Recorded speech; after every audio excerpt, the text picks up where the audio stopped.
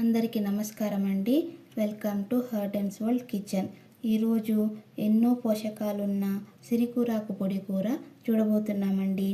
ఇది అన్నం తక్కువగా కూర ఎక్కువగా తినాలనుకునేవారు, డైటింగ్ చేసేవాళ్ళు ఇలా చేసుకొని తిని చూడండి, మీకు బ్యాలెన్సింగ్గా ఉంటుంది. ఇంకా ఇది ఎలా తయారు చేసుకోవాలో చూద్దాం పదండి. ఇది చిన్న సైజు 2 కట్టల కూరాకండి. ముందుగా దీన్ని బాగా శుభ్రం చేసుకుని 3 సార్లు కడిగి వడపోసి పెట్టుకోండి.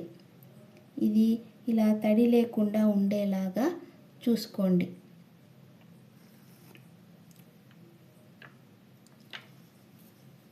ఈ సిరికూరాకులో విటమిన్ ఏ ఉండడం వల్ల కంటి చూపుకు చాలా మంచిది కాబట్టి దీన్ని చిన్నపిల్లలు తప్పకుండా తినేలాగా చూసుకోండి.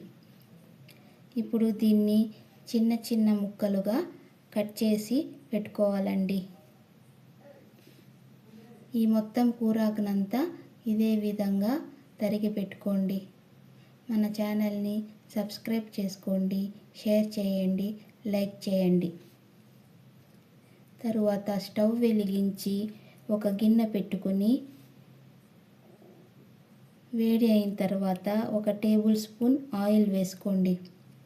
ఆయిల్ కాగిన తర్వాత పోపు దినుసులు, ఎండుమిరపకాయలు వేసుకోవాలండి. ఇవి 2 ఎండుమిరపకాయలండి. నాకు 2 ఎండుమిరపకాయల కారం చాలు కాబట్టి 2 వేసాను. మీరు ఇంకా కారం ఎక్కువ కావాలంటే ఇప్పుడే వేసుకోండి ఇంకో 2 మిరపకాయలు, ఎందుకంటే తర్వాత కారం ఏమీ వేసే పని లేదు. ఇవి చిటపట్లాడిన తర్వాత ఉల్లిపాయలు, వెల్లుల్లిపాయలు, కరివేపాకు అంతా వేసుకుని ఒకసారి కలపండి. ఇది ఎక్కువగా ఏమీ వేగాల్సిన పని లేదండి, ఎందుకంటే మనము వెంటనే కూరాకు వేస్తాం కాబట్టి కూరాకుతో పాటే వేగుతుంది. ఇప్పుడు కూరాకంతా వేసుకోవాలండి.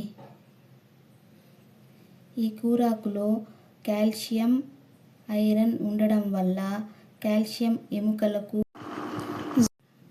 ఐరన్ రక్తహీనతను తగ్గించడానికి సహాయపడుతుందండి. కాబట్టి ఈ కూరాకును వీక్లీ 2 అన్నా తీసుకోవడానికి ట్రై చేయండి. తర్వాత ఉప్పు, పసుపు వేసుకుని బాగా కలపండి. ఈ కూరాకులో ఉండే యాంటీ ఆక్సిడెంట్లు రోగనిరోధక శక్తిని పెంచడానికి, ఫైబర్ మలబద్ధకాన్ని తగ్గించడానికి హెల్ప్ చేస్తుందండి. అంతేకాకుండా జీర్ణశక్తిని కూడా పెంచుతాయండి.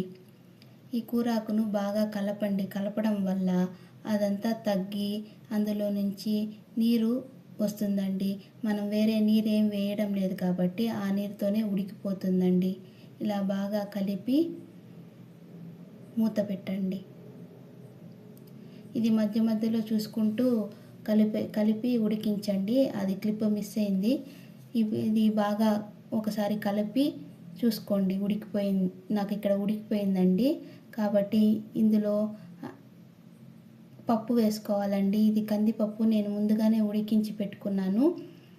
ఇలా పలుకులుగా ఉంటే చాలండి. నలిపినప్పుడు అది పొడిలాగా అయితే చాలు, అంత మాత్రానికి ఉడికించి పెట్టుకోండి. దీన్ని వేసుకొని బాగా కలపండి. ఈ పప్పు వేయడంతో మనకు అన్ని విటమిన్స్, మినరల్స్, ప్రోటీను అన్నీ కూరాకులోకి మనకు సరిపోయాయండి.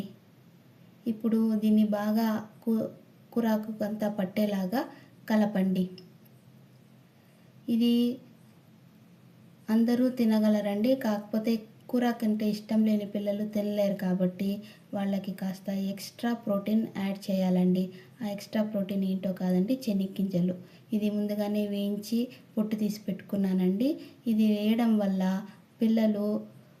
తినలేని పిల్లలు ఈ చెనిగ్గింజలు మధ్య మధ్యలో తగులుతుంటే తినడానికి అలవాటు పడి కూరాకుని ఇష్టంగా తినడానికి నేర్చుకుంటారండి. దీన్ని బాగా కలిపి ఒక 1 మినిట్ మూత పెట్టి ఉంచాలండి.